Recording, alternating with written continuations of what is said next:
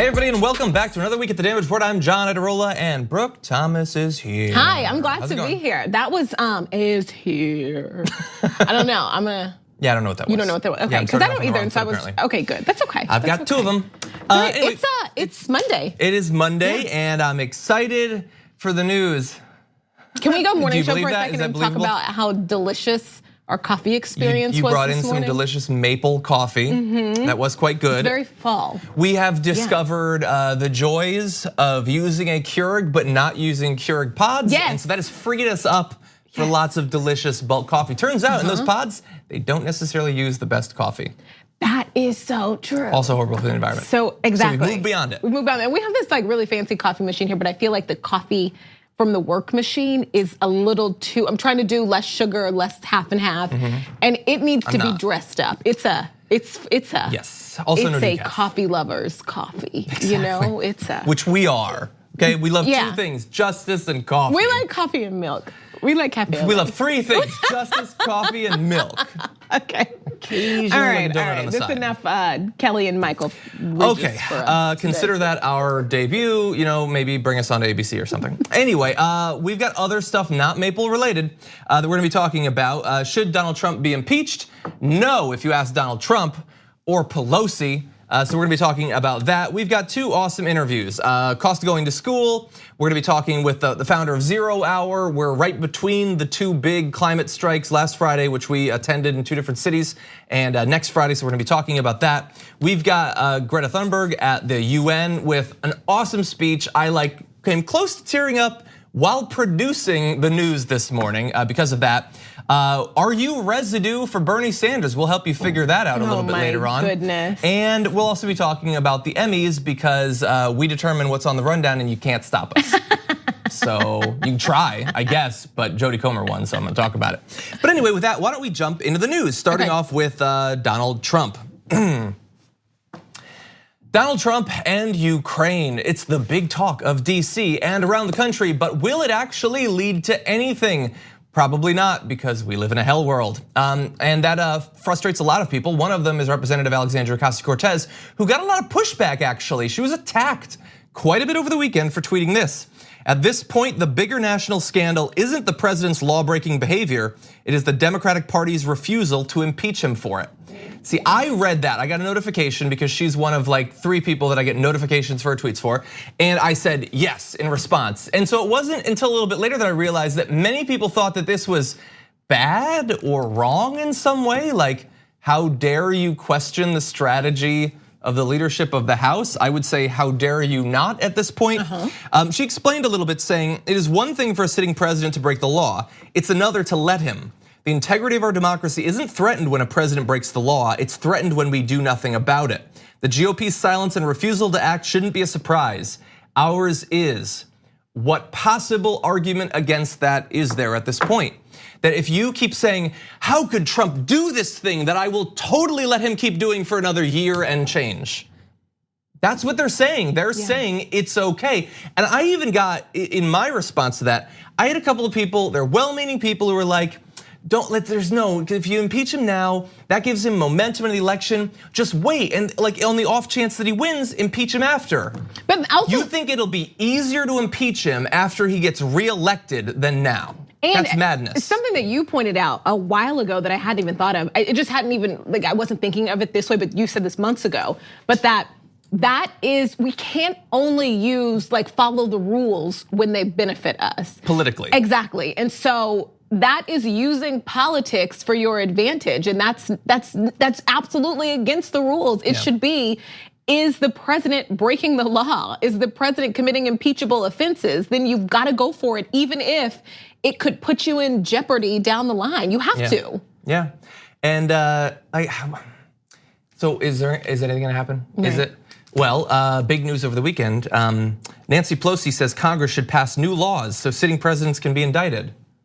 new laws, even though she was also quoted this weekend as saying that the Department of Justice legal memo, it's not a law, the legal memo that implies that he can't be indicted by the Department of Justice when he's sitting as president, that is just a memo, it's not a law. She says it doesn't actually stop him from being indicted. So why are we gonna waste months passing laws that you yourself admit are not necessary to do what is required of you, your constitutional responsibility to provide a check on an out of control executive branch?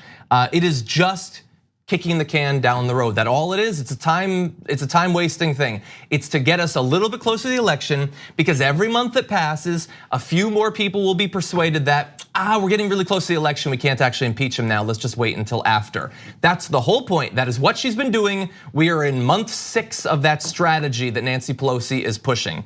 And when it is clear that what Donald Trump is doing right now, on top of everything else, and there's a lot of stuff, what he's doing now is saying official US foreign aid to countries like Ukraine can be made contingent on you investigating the close family members, the immediate family members of my political opponents in an election.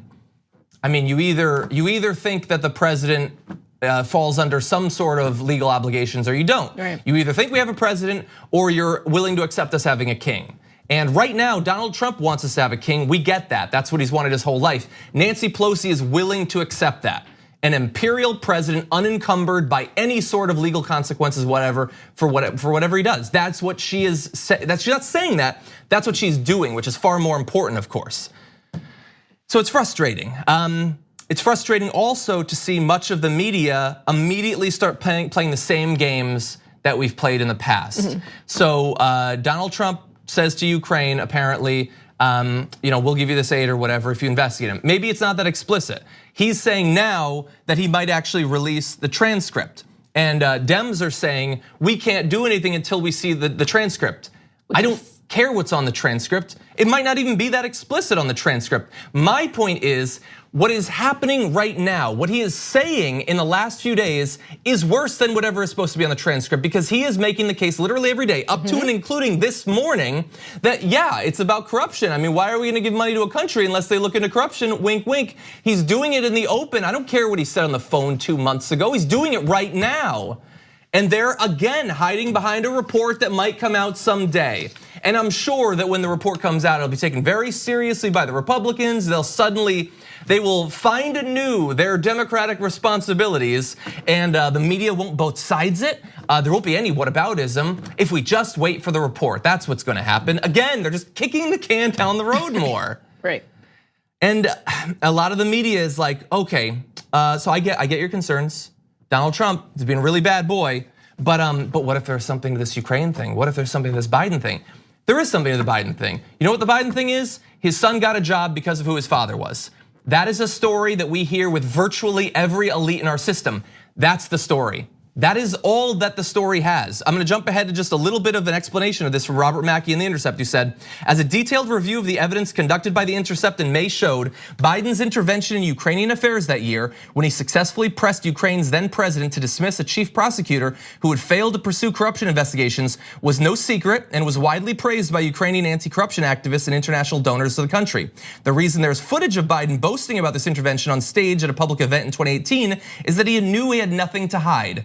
And that was explicitly not an action that was taken to protect his son, because the son that in this theory has a patron who is a Ukrainian oligarch faced new potential investigations of corruption because the guy who hadn't been investigating it was being pushed out by Joe Biden. So under this theory, Joe Biden pushed out an investigator to protect his son by starting potentially an investigation of the guy who was paying his son. It makes no sense whatsoever, but if you just cloud it and you say a bunch of names that nobody knows and you have it drag out over a few weeks, you make it seem like, hey, maybe Trump has a legitimate beef here, and he's not just manipulating a foreign country to raise the odds that he wins re-election. And everyone who goes along with this, some of them are good people, some of them are worried about corruption by our politicians, and they think, well, what if Biden did do something? That's fine. Look at the facts, understand that it is not what Trump is saying, and then move on to the serious threat to our country. Attempting to both sides this isn't just pursuing some sort of fake version of journalistic neutrality. It is doing the work of Donald Trump. It is being PR for Donald Trump in his attempts to do again in 2020 what he did in 2016. At this point, I hesitated to tweet this because we're a little bit shy about tweets that could potentially get people riled up. What were you going to say? It was just a version of like Donald Trump loved to brag about Fifth Avenue. I wonder at this time. I bet Trump could shoot a Democratic member of Congress on Fifth Avenue and she wouldn't impeach him over it. Yeah, at this point, I don't think there's literally anything he could do. I'm glad you didn't tweet that, but yes, but is it not true? Agree. Is there anything that he could do that she'd be like, oh, we're doing it today? I think I get your frustration. Your frustration is that there is no line. That at this point, okay, this seems like the worst thing ever. And it's like, no, it's not. We have to wait for this. And then this happens. And then it's like, no, we have to wait for this. And then this happens. And it's like, no, we have to wait to see this. And then he goes and does an interview. Yeah. And just talks about it. Just admits it. Right, just admits it. I get it. It's like there is we need a new speaker. Line. We need a new speaker. I wish that we could have one right now. That's apparently not something that we could have. And just a little heads up for the way that the rest of this election is going to go. When nothing comes of this, because nothing will, what do you think Donald Trump is going to do when he not only, like a few months ago, warned us, yeah, I would accept information from a foreign country. Here he's pressuring a foreign country to intervene in the election. And the Democratic leadership is going to say, well, what are you gonna do? So what is Donald Trump gonna do after? Something crazier. Yeah. Because he's being trained like a dog to do all the wrong things. And the person training him, it's not like it's not Cheney, it's not some Republican, on his side, it's Pelosi. Is what you're saying. Yeah, you're saying. Anyway, just incredibly frustrating. We will see what will happen, which will be nothing after this. But we do have more show, which comes after this.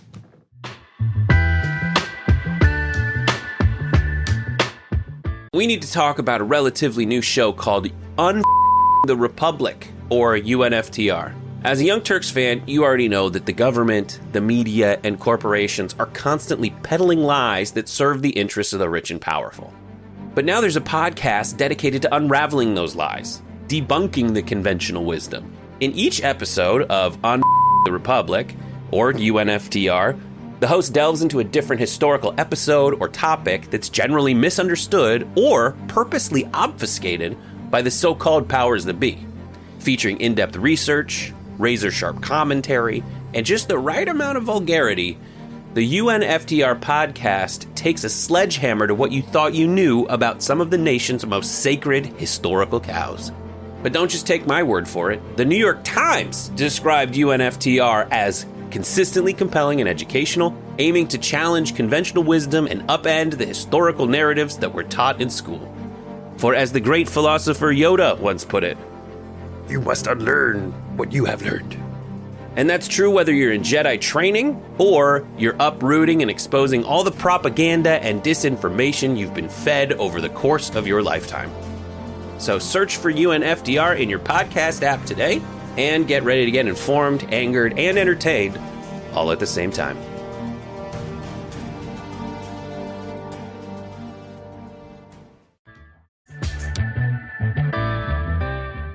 Hey there, welcome back to the Damage Report. I am Brooke Thomas, and John is letting me lead this segment here because I'm so excited about this next guest. It is Assistant Professor of Education at Harvard Graduate School of Education, Anthony Abraham Jack. Good morning, good evening, good afternoon where you are, right? You're on the East Coast, so good afternoon. How you doing? Thank you for having me. Yeah, thanks for being here. You wrote this amazing piece in the New York Times, and it's about college and your undergraduate experience. And I just want you to break down a little bit about what your article was about, because I think generally it was about the idea that getting to college and getting that tuition, your scholarship, getting the tuition taken care of, that's not enough by far. And a lot of students need a lot more support. Can you break that down for me? Yeah, I mean, my main point is that access is not inclusion. People think that just because you have a financial aid package that covers most or all of your tuition, room and board, that's all that you need. I mean, the gaps between tuition and real life is real. I talked specifically about the fact that in my first spring semester, I didn't realize that the dining halls were going to close. I didn't realize that the campus assumed that everyone left for fun in the sun during spring breaks and other recesses, when if you didn't have the money to go home, or like some of my peers didn't have a home to go to, or who knew that home and harm were synonymous, you literally went hungry for 10 days. You scrounged for food. I worked extra hours in the gym to help pay to cover the cost of staying on campus, which most people don't think about. They think about the cost of leaving to go to a beach or to someplace fun, where some of us literally face food insecurity. I remember walking around campus and you pass the dining hall, the lights would be out, the chairs would be on top of the table. And literally, like, you would have to just find something to eat. And there's that expectation. I'm sorry to interrupt you. I'm just saying that there's that expectation that every kid, every student there will be taken care of for an entire week. And that is wild. Yeah, I mean, and the thing is, in some respects, some consider people like at residential colleges fortunate because they only have these kind of breaks in basic needs like food and shelter during recesses. But this is a common reality for undergraduates, for students pursuing higher education all across the country.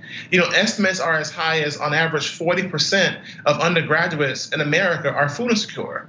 And the number is even higher at our community colleges and our state colleges. And so we actually need to understand that just because you get that, what I call that fat envelope in the mail, right? That letter saying that you have been accepted, that's sometimes when the real struggle begins. Your basic needs are not necessarily calculated as part of your financial aid package. And we actually need to understand what that means. This is John Adirola. I wanted to ask you, you talk about food insecurity, the ways that getting financial aid doesn't necessarily close the whole gap. In terms of outcomes, what the students are then, after all of this struggle throughout all the years of their college, are gonna get out of it and what happens to them in their career, what are some of the consequences of this? See, the sad part is we don't quite know in higher education. We know what happens when kids are too hungry to learn in elementary, middle, and high school. We fought to put free and reduced lunch into school so students wouldn't be too hungry to learn.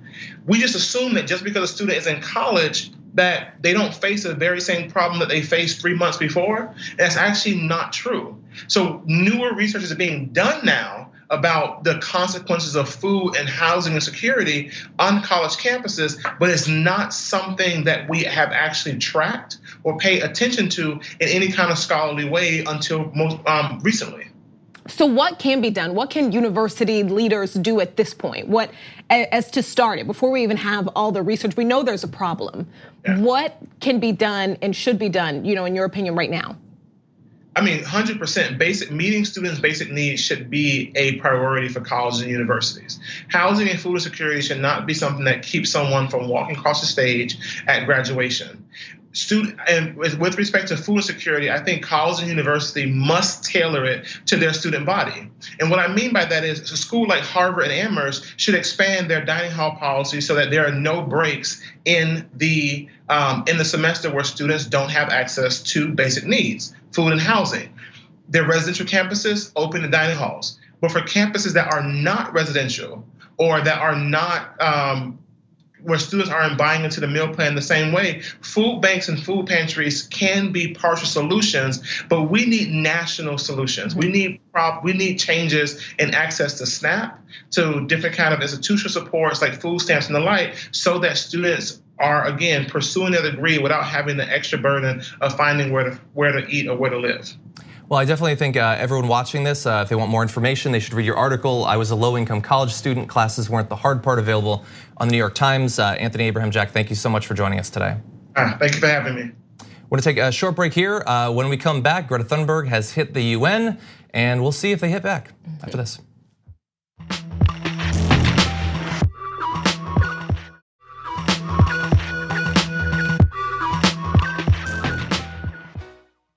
The Democratic primary, it's a complicated thing. And so when I want objective analysis of how everyone's doing, I turn to Nate Silver on Twitter. I'm kidding.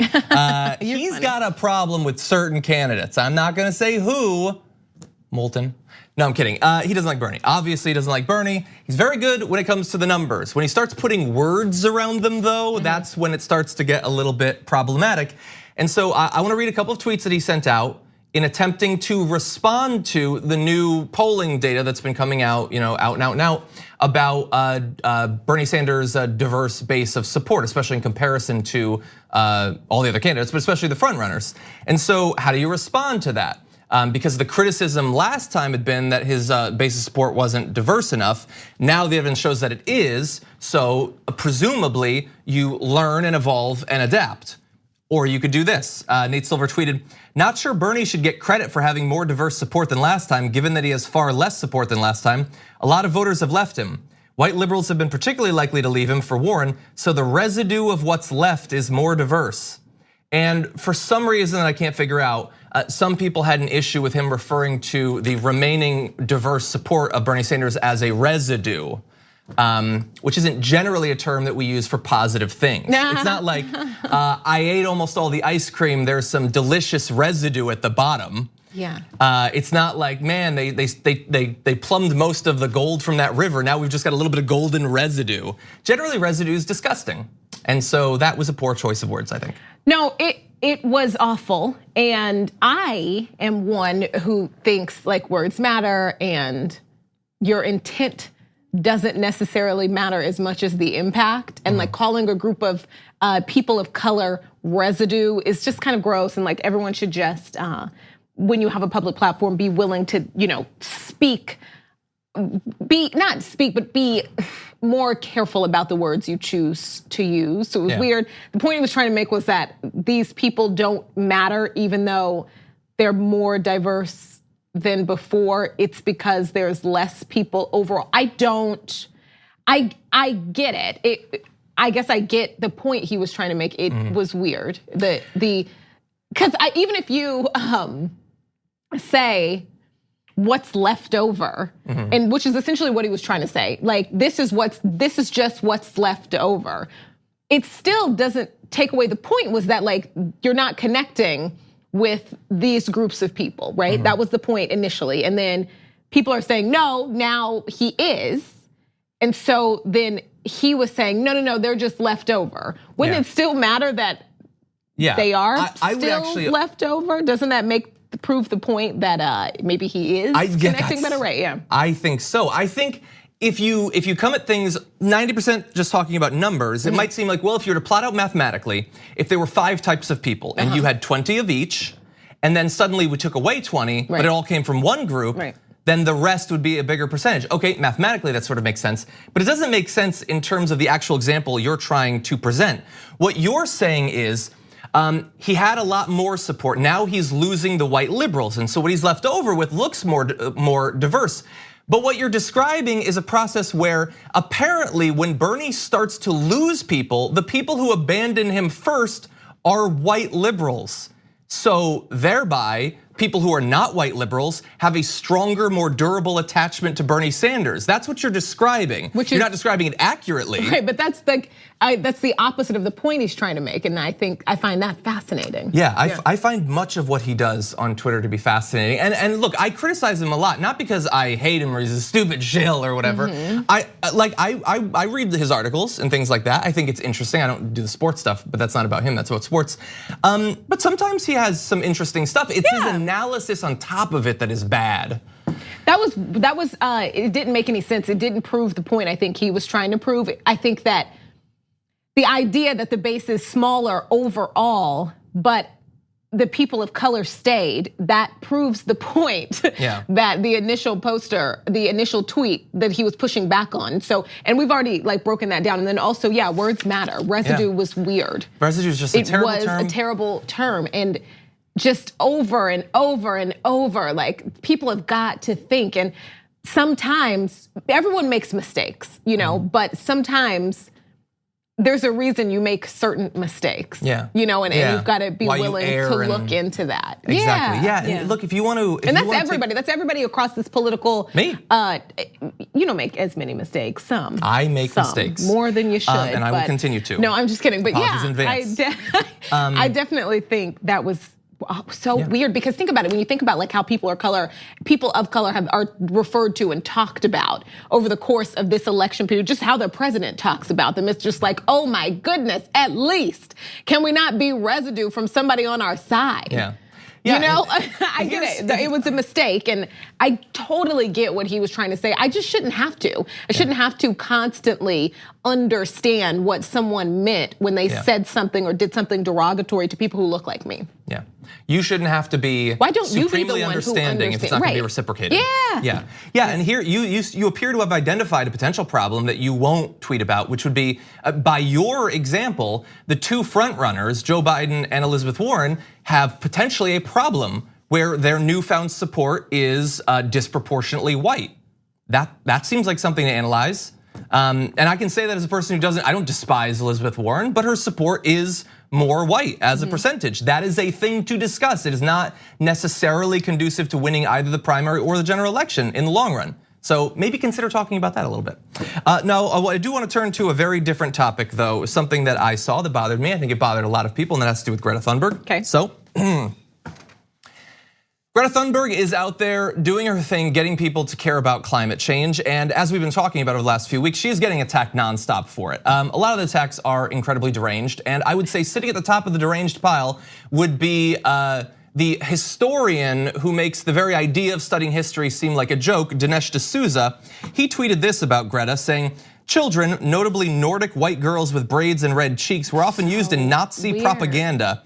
An old Goebbels technique. Looks like today's progressive left is still learning its game from an earlier left in the 1930s. So we were having a conversation before the show about the fact that it seems like if Greta wasn't from Sweden, if she was from Cameroon, then she might not be getting all of the praise and all the attention that she's getting. She might not.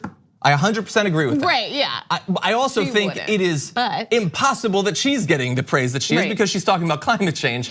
But yes, I get that. That's a perfectly good point. It's not what's going on here, though. What's not a good point is the only reason she has been elevated, because again, none of this can ever be organic. It has to be that someone lurking in the background, and almost always when you scratch the surface enough, they think it's a Jewish billionaire, has elevated her because it's an old Nazi technique. And so they put a picture next to her and they have braids, and so that tells the story, which is odd because other people on Twitter have said it's not actually difficult to do that in a lot of other examples. So if you, for instance, take that same picture of the girl with the braids and you put it up against the Kent State gun girl, she's got braids. Is she doing that to use Nazi terminology? Hell, she even has a gun. I looked into it, the Nazis love guns. That would be unfair to make that comparison. You could do that with other people too. Take another picture of Nazi propaganda, put it next to Mike Pence, and I don't know, the white hair, strong jawline, der Deutsch student, I don't know. I'm not saying anything, I'm just saying. Hell, you could even do it with Dinesh D'Souza. If you take a picture of him and put it next to a hardened criminal,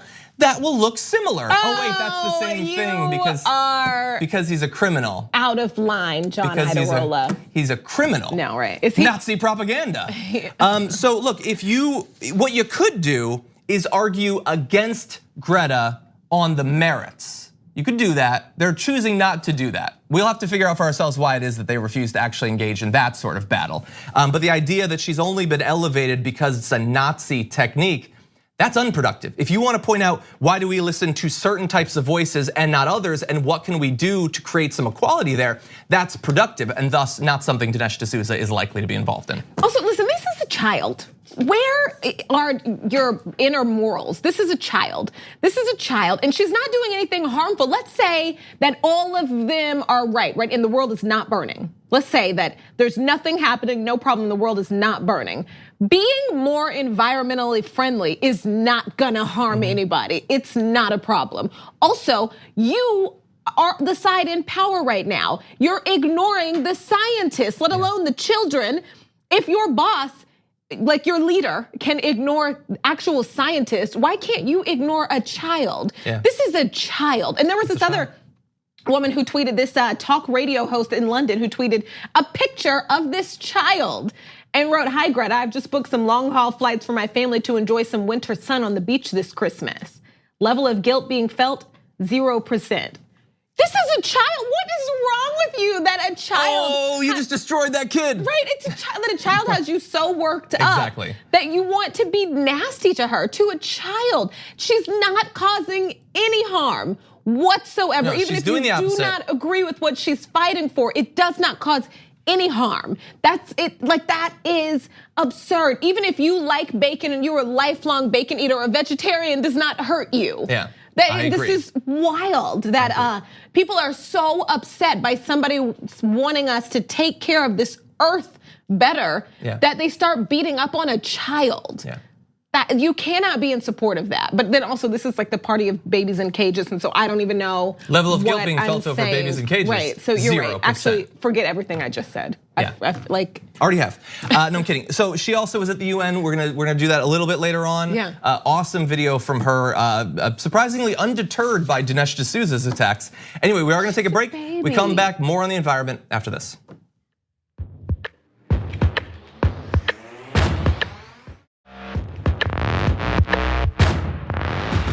Last Friday, I was lucky enough to be able to attend one of the climate strike rallies in downtown LA. Massive rallies all over the world, actually. Massive attendance too. And coming up on this Friday, there's going to be another climate strike. If you have the ability to take part, I definitely think that you should. And please bear in mind that these events, they come to us thanks to the amazing organizing work of some, in many cases, incredibly young organizers. And so that's why I'm very excited to welcome to the show Jamie Margolin, who's only 17 years old, but the founder of ZeroHour. Jamie, welcome to the show. Thank you so much for having me. Thank you for joining us, especially now. This is an incredibly important time for organizations like yours. Can you tell us about ZeroHour? Yeah, so ZeroHour is a youth climate justice organization. We started in the summer of 2017. Initially, I had the idea of a massive youth climate mobilization, but I didn't know how to make it happen. I didn't know what to do. And what I did, so I posted on Instagram. This was right after Hurricane Maria. This is right after these massive wildfires that blew over my home city of Seattle, completely covering my city in smog, making me sick and making my friends with respiratory illnesses sent to the ER. So I posted on social media, I'm going to organize a youth climate march. Who's with me? This was in the summer of 2017. A few kids got back to me, and over the course of that year, we organized 25 youth climate marches to take place on July 21st of 2018, and they were a massive success. ZeroHour movement expanded. We had many youth mobilizations demanding for urgent action on climate change because this is ZeroHour to act. We have no more time. And after that, a month later, Greta Thunberg started her school strike, and then we were continuing to organize around the strikes, but also we organized a youth climate Action Summit on July 21st of 2018. On July of 2019 in Miami, Florida, to train many young people to be climate justice activists there. And we've just been continuing educating, and we're a network and powerhouse of young people, mostly young women in high school, organizing and building for a better world. So I'm curious, you got involved in this effort, as you pointed out, around the same time that there were some other people in a similar sort of position in their life, starting organizations or going it alone in Greta's case. And since 2017, it seems like there's a lot more discussion around climate change. There's a lot more interest in these movements. I am very cynical on this topic. I fear that the politicians will they'll clap, but they won't necessarily do anything. Yeah. So I'm curious, how optimistic are you? Are you afraid of this moment, sort of cresting and then eventually falling away? What do you think is likely to happen?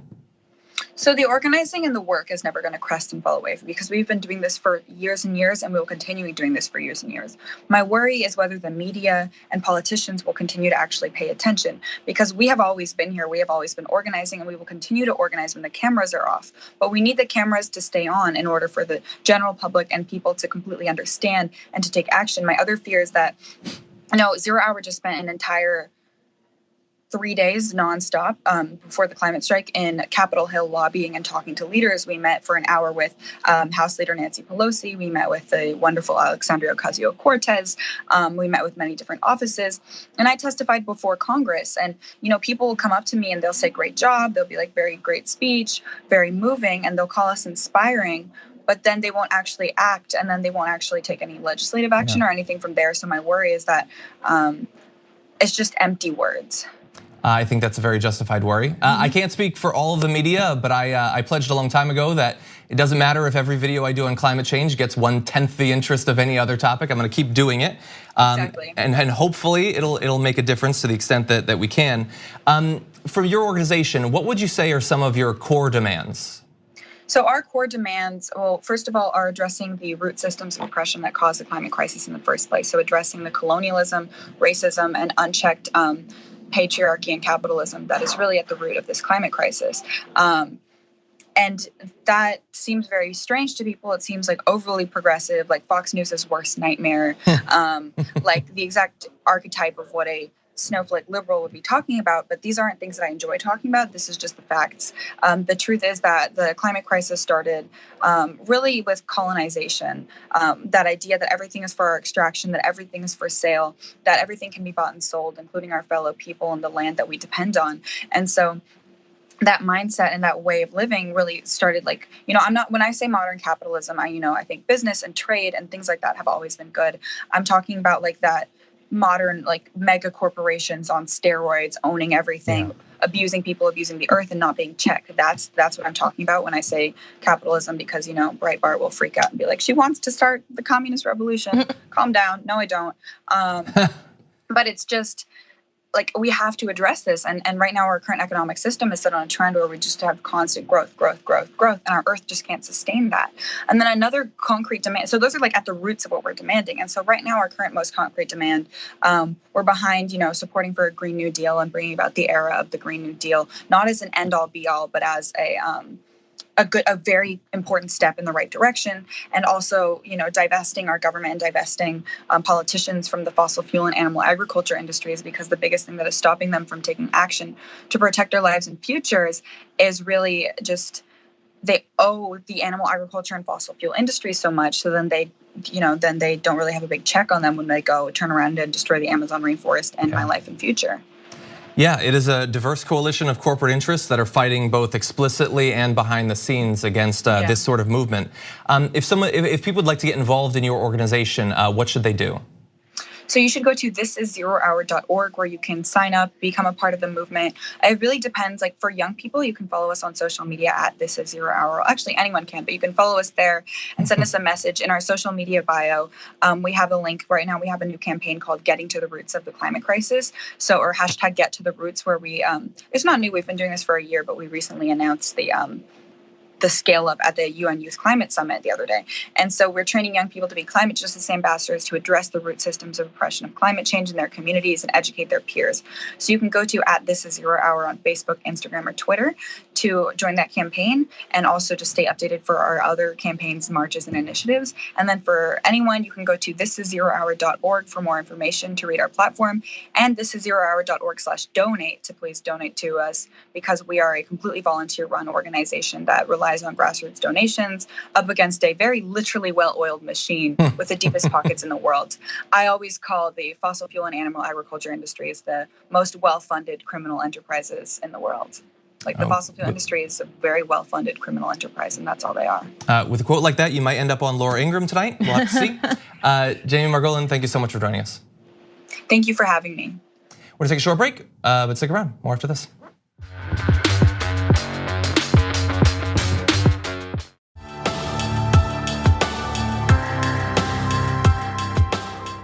Greta Thunberg is at the UN today for the climate panel, and her testimony was as powerful as you'd expect it to be. This is all wrong. I shouldn't be up here. I should be back in school on the other side of the ocean. Yet you all come to us young people for hope. How dare you? You have stolen my dreams and my childhood with your empty words. And yet, I'm one of the lucky ones. People are suffering. People are dying. Entire ecosystems are collapsing. We are in the beginning of a mass extinction, and all you can talk about is money and fairy tales of eternal economic growth. How dare you? Whew, we got more video, but that's something. I mean, yeah, Edwin, Where are the politicians who can say something even approaching that in terms of both understanding the synthesis of different areas of politics that come together to create the crisis that we're in, and to be able to speak about it in that passionate a way, that professional way, that mature way? She gets it more than your average politician, and it should be that upsetting. It should have you shaken like that. The earth is burning. And not only that, but that should shake you enough, period. But that so many people in power don't seem to care. And so I understand her passion. Or at least don't care enough and are not willing to say that thing that she said at the end. I don't want to pass over that. If your only focus is on money and what she says, the fairy tale of eternal economic growth, that is cowardice to be unable to question that. The idea that we will chase that over a cliff if need be, that's horrible. But that is what many politicians are too scared to ever question. I don't think that switching over to something like Green New Deal, instituting it, I don't think that has to do much damage to our economy. But if it did, fine, that's fine if that's what saves our species and our civilization. But there are people who are far more worried about some ad being run against them or losing a little bit of their donations. It stops them from actually acknowledging that. Now, I want to show a little bit more of this from the conclusion of her address today. There will not be any solutions or plans presented in line with these figures here today, because these numbers are too uncomfortable and you are still not mature enough to tell it like it is. You are failing us, but the young people are starting to understand your betrayal. The eyes of all future generations are upon you. And if you choose to fail us, I say we will never forgive you.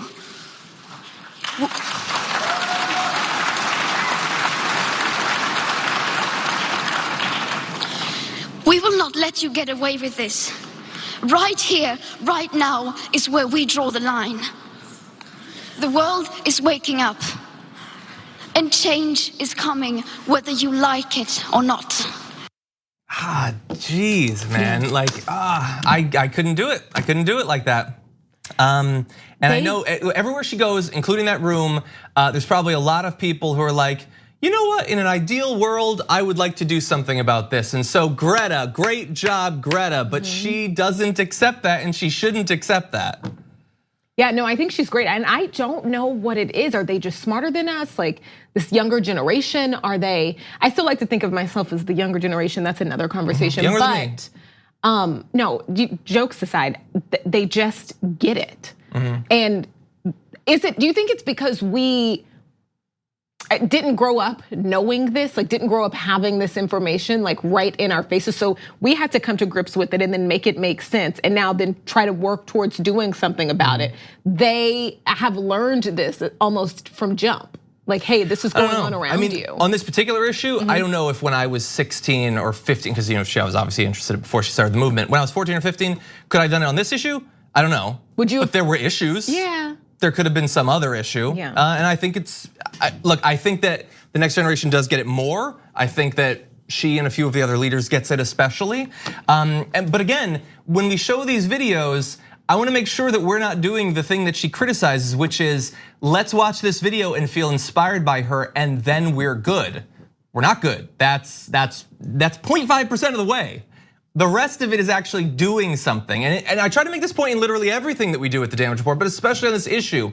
If what you do when you're passionate about politics is watch a show, whether mine or another, and then that's it, I've failed. That other show has failed. If that is the extent of what it drives you to do, that should be the ground floor. That should be the door opening to actually doing something, organizing, getting active, pushing for your values to be put into effect in policies. The real world, not just the entertainment side of this thing.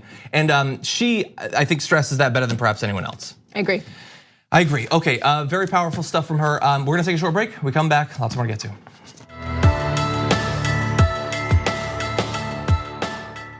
Last night was the 2019 Emmys, and the reporter, I love that. I love that moment. moment. Yeah. There you go. We're gonna talk about that moment and other moments.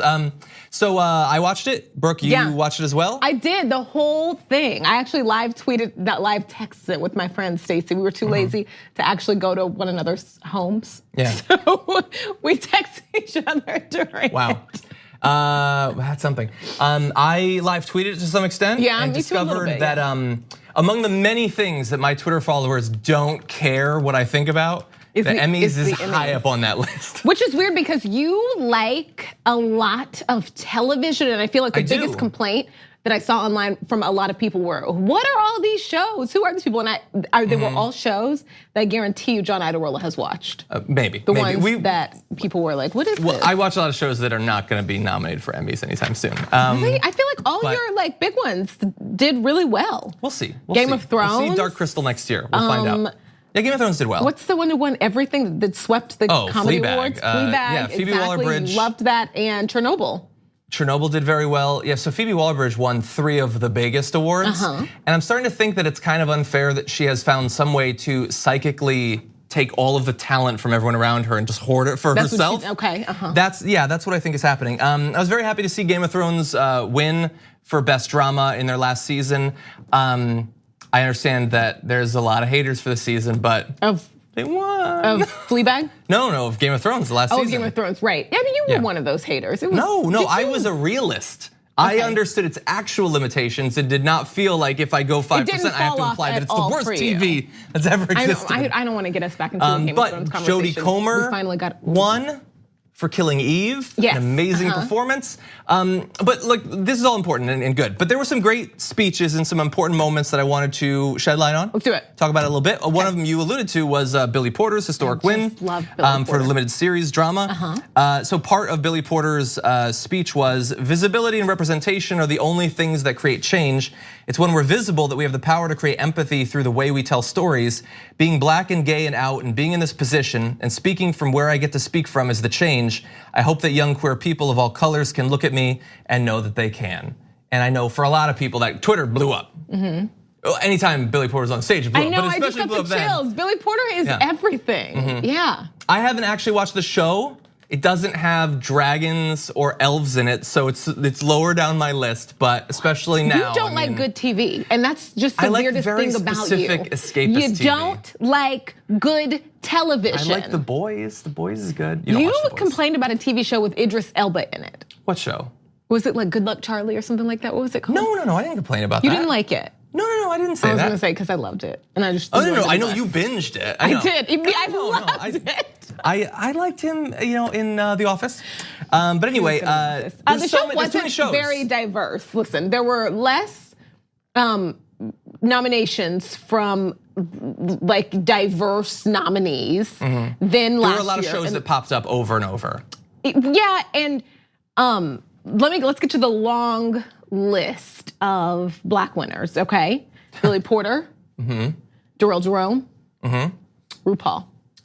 Yes. Oh, that's the end of the list. Sorry, I thought it seemed like you thought there were going to be more than 3. Hold. I think you nailed it. Actually, yeah.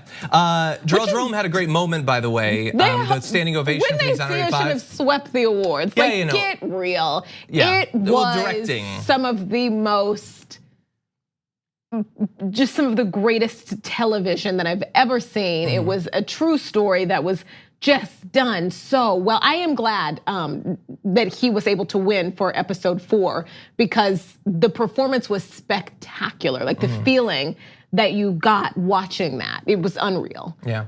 There were just some shows that I feel like I didn't watch Ozark. Ozark, apparently everybody who votes in this loves Ozark. Yeah. Like Gwendolyn Christie didn't win for Best Supporting Actress in a Drama because of Ozark. I haven't seen Ozark, maybe it's amazing, maybe that actress is the best ever. A lot of people really like Ozark, and it's like so much. Ozark Chernobyl. and Succession are 2 shows that I'm bummed that I just didn't get into. Because I like to watch good TV and I like shows. You didn't like it? No, I tried. I don't want to see that world. I'm not interested in that world. I don't like shows that are about businesses, and I don't really like shows that are about the music industry. And I know that that's a lot of TV shows. I liked Weeds. That was a show about a business. I didn't watch. See, I didn't watch that either. Now I want to give another really fast. Michelle Williams, who won for such a strong moment. Is it Fosse Verdon? Is that how you say it? I'm not sure. I didn't watch that either. Fosse Verdon. I can't watch everything, okay? It's all right. It's all right. I'm watching Carnival Row. I can't watch everything. Okay, anyway, so Michelle Williams said, thank you so much to FX and Fox 21 Studios for supporting me and for paying me equally, because they understood that when you put value into a person, it empowers that person to get in touch with their own inherent value, and then where they do put that value, they put into their work. And so the next time a woman, and especially a woman of color, because she stands to make 52 cents on the dollar compared to their white male counterpart, tells you what she needs in order to do her job, listen to her, believe her, because one day she might stand in front of you and say thank you for allowing her to succeed because of her workplace environment and not in spite of it. That's a great moment. That was a great moment. Yeah. It was a great moment, yeah. That made me want to go back and watch Fosse Verdon. I actually Googled it and was like, okay. Yeah. I don't know how I missed that. Yeah, I don't even know what's on actually. Yeah, me either. I'm not sure. Super fast, I just want to say Alex Borstein won for her role in Marvelous Miss Maisel. Oh yeah. Very good. That moment when she told a story about, so her, I think it was her grandmother, was in line to be shot into a pit as a Holocaust survivor. She said to a guard, what happens if I step out of line? The guard said, I don't have the heart to shoot you, but somebody will. And she stepped out of line. For that, I am here and my children are here. So step out of line, ladies, step out of line. I got chills. Okay, one more at the moment. How funny she is. Jeff Bezos actually texted her and said, like, I'll be rooting for you from the audience. And she was like, great, but actually I have some dog food that I need to return. And he said, bring it to the ceremony. She was like, can you take care of that for me? This was a funny moment. That was good. No, she's very funny. She's great, yeah. Yeah, there were some great winners. Not all the ones that went the way I wanted, but overall, pretty good Emmys and good distraction from politics of the day. We needed it. Thank you as always. Yeah, great to have you on. Thanks for having me. Thank you everybody for watching. Lots planned coming up this week. In fact, Ro Khanna will be returning to the show tomorrow, as well as Emma Vigeland and more. So we'll see you then. Thanks for listening to the full episode of The Damage Report. Support our work, listen ad-free, access members-only bonus content, and more by subscribing to Apple Podcasts at apple.co/TYT. I'm your host, John Adarola. I'll see you soon.